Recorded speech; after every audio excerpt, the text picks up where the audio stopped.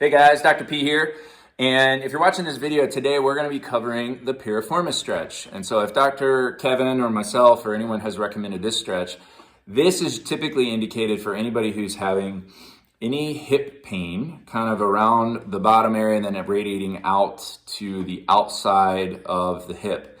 Oftentimes this can be caused by a tight piriformis muscle. Sometimes it can get confused with a bursitis, like a hip bursitis. And so this is a great stretch, especially if you've been in a seated position or a stationary position for a long period of time. Or again, if you've been on your feet, this is a stabilizer muscle.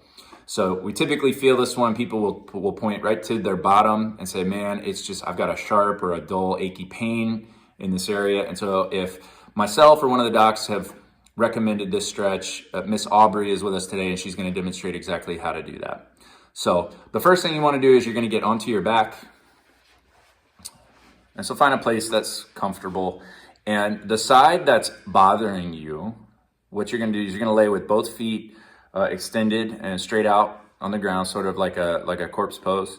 And the side that bothers you, you're going to pull that knee up to your chest. Perfect.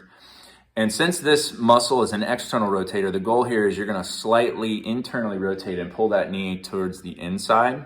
Perfect. And right away, you should be feeling that sort of in the outside of your bottom. Aubrey, can you show them where you're feeling that? Right here. That's perfect. And so that's right about the area that we want to stretch that muscle. And again, you want to hold this for about 30 seconds, and you want to do that 2 to 3 times. And you can also do this 2 to 3 times each day in sets.